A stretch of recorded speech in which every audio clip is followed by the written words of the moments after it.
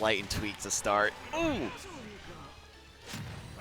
Ladies and gentlemen, welcome back to Shine 2018 as Bayonetta twirls and pirouettes for you on the screen. We're playing a little bit of musical chairs and the commentary desk here. I'm still Lord Stern, but I got a new guest. Max Ketchum, guys. How's it going? I'm here fresh off of the Collegiate Star League Smash 4 National Finals, by the way.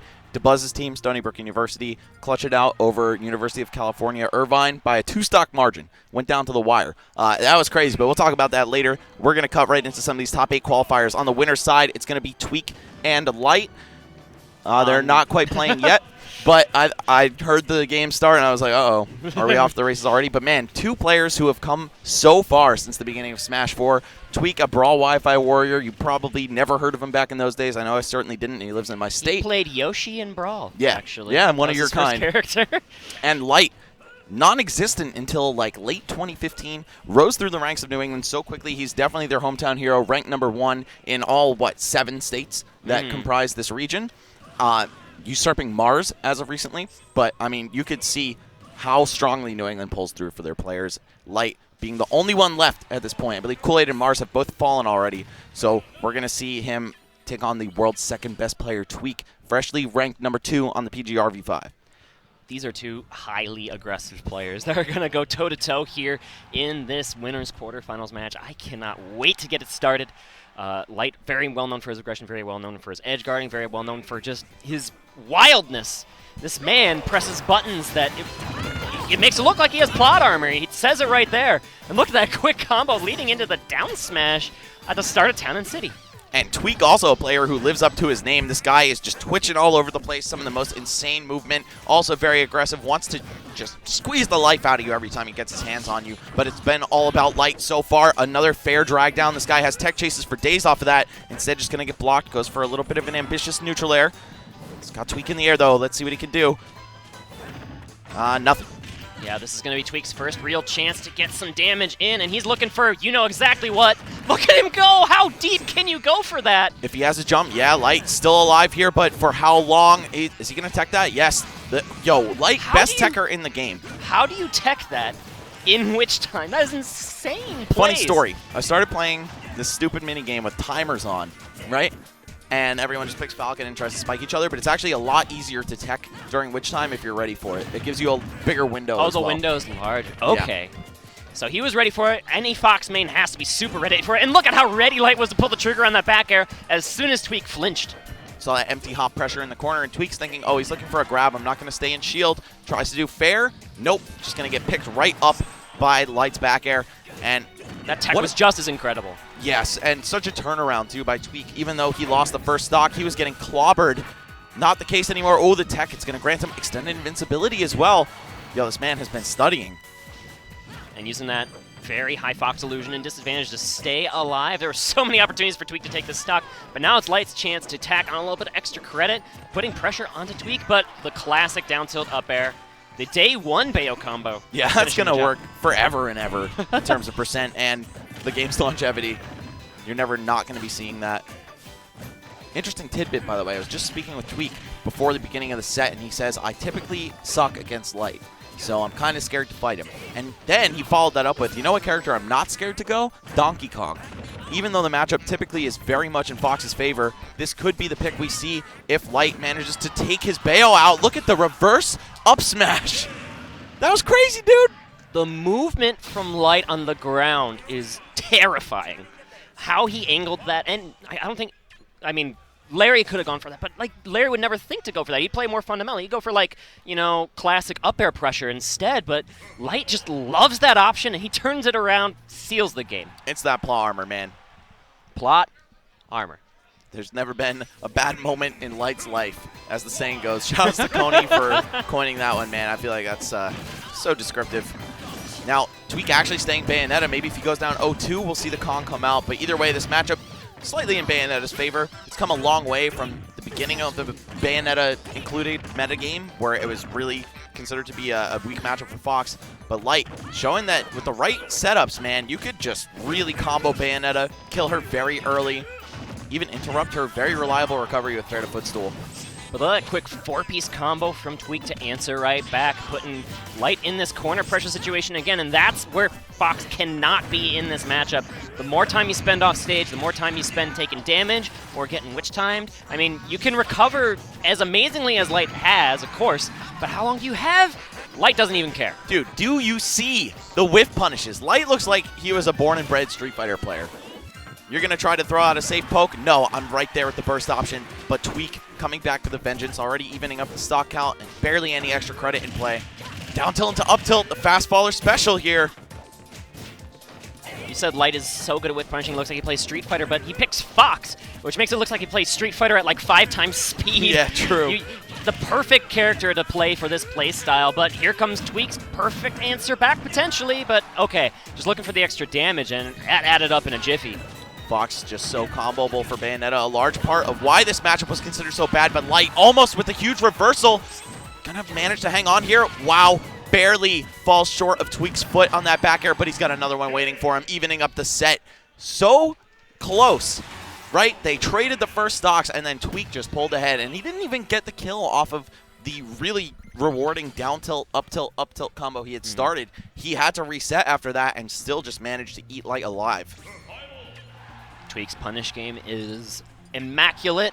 We've talked, of course, a lot about Light's punish game, and he opened that second stock with like a 0 to 100 combo, and Tweek answered right back. But here we go.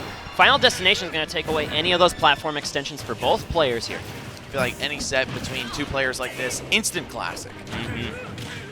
Two of the most entertaining, whether they're winning, losing, or whatever it is. Just seeing them on the screen, their gameplay is always a delight. Ooh, Light just going for the roll to jab. Some day one stuff there, but that's usually what you want to see at the highest level. Sometimes playing dumb almost is actually insanely smart. Because no one's going to expect a player, 13th in the world to just go for the silly stuff sometimes. Light just did neutral get up into just mashed jab. Yeah. That's like something that Fox players do at my local. Right. But it's going to work out great here because it's just not at all expected. Oh, and okay, looking for another great burst option. Look how confident Light is at going for these. He even goes for it again. Oh, he wanted that neutral tech so bad. Tweek not going to give it to him, though. You can see there's a little bit of fear picking roll away, which was out of shield, but that's the one boon Fox has in a matchup like this. Because he falls so fast, if you SDI down on the up Bs properly, you can get out. Either way, not going to get out of witch time. There's no secret for that. And Light, I love how Tweek scouted that out, knowing Light would go for something crazy as soon as he could. The 1 second he got out of that disadvantaged state. And now Tweek takes the stock lead, I think, for the first time in this set. Yep. And he's going to look to seal it here with a patented Bayo combo. Instead, just taking the guaranteed damage. Light trying to land aggressively so many times. Gonna get the tech chase anyway. I feel like this guy looks at your controller, but I know he doesn't. Runs up and grabs him immediately. Yes, right into the raw back air. Almost able to frame trap. If he had gotten an up tilt off of that air dodge landing from Tweek, could have seen a lot more damage tacked on. Oh, maybe could have jabbed as well out of that back within frames. There was definitely an opportunity, I think, for an additional frame trap, but Light does not look slowed down. Another frame trap on the bat within. He catches it this time, and that damage added up so fast, Max. These full hop down airs from Light making so much of a difference, too. Extending his combos, catching Tweek when he's not expecting it. Oh, catches the ledge jump with down tilt right into neutral air.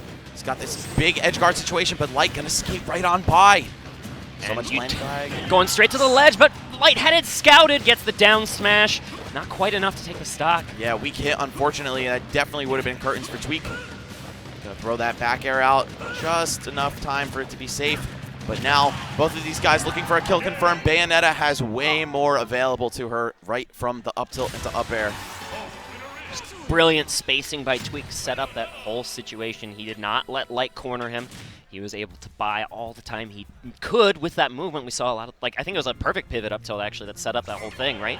I actually didn't notice that, but if it was, then Tweek is even on a higher level. I think he dashed. It was either a turnaround or a pivot, because he definitely dashed to the left to buy a little bit of space from Fox, and then got out of there. He does also, he does a lot of those full dash into turnaround right after the ending, but not a perfect pivot, you know what I'm saying? Yeah. Either way, game 4, Light fighting to defend New England's right to a top 8 winners place. Fell just short last year at 9th, eliminated by Larry Lurr, at the time still his rival for the title of Best Fox. They're still in contention Somewhat, but I think most people have moved on over to the Church of Light, so we'll see if he's able to pull this off, make some serious improvements from last year. Shine 2017 was Light's breakout. It was. I think by most measures at the national level. I mean, New England was always like, don't sleep on this guy. They said it for months and months and months before that, but as soon as he burst onto the scene there at Shine last year, he really has been unstoppable. Letting the light shine, man. Could not have written it better myself. All right, we're seeing Tweek just take to the air, make his landings ambiguous. Bayonetta's got so many ways to extend her floating time, and there we go. Gonna turn it into a stock. Ooh, Tweek taking a page out of his friend's books, man. Of course, very close with all the other Bayonettas that you generally see going for more of the disrespectful pop-off type of stuff. But now it's Light's turn to answer back. He's taking a couple of lasers for his trouble. That's a button he really doesn't particularly press a lot. But now, watch out. What's the setup going to be here? Just looking to get the neutral air. I think he was ready to pull the trigger on an afterburner kick or something, but the fastfall was just a little too speedy. Surprised we didn't see Tweek go for a spike attempt, whether it was down air or down smash. Maybe just paying Light a little bit too much respect, not wanting to risk it all on that. Could have teched into the edge, perhaps. Ooh. That short hop to bait the air dodge was brilliant from Light. Light goes for that a lot. We saw that in his set with Cosmos as well. Closed out one of the matches on Lilat. Oh, SDIing down again. He's got to grab, but I guess too much rage for that down throw to combo into back air. Instead, just going to rush through with the forward air and start something big with these up airs. That's a quick 63% in the blink of an eye.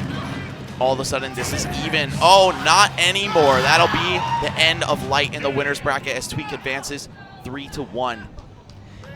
Tweek, he definitely looked a little shook in that first game, but the adaptation was definitely there, and you see how he countered the aggression with just some aggression of his own.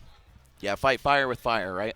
Mm-hmm. And I feel like one of the things aggressive players bank on is their opponents getting scared and starting to go for a lot of defensive options, right? Air dodges, rolls, and that's what they thrive off of. But if you don't give it to them, if you just keep pushing the issue, keep fighting back, landing with attacks, don't air dodge, don't get scared, that's when you're going to make the money. And Tweek doing just that. He said, oh, you know what?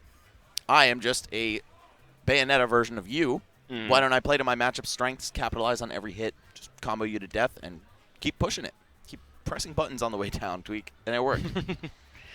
It's great to see Tweek, of course, on this national stage. Like you said, he's very young, and he has a bright future ahead of him as far as the end of Smash 4, beginning of Smash Ultimate, and he's going to be making it to Sunday on the winner's side of bracket. I'm not particularly sure who he's going to be playing against. Maybe the winner of this next set? I would assume so. If we're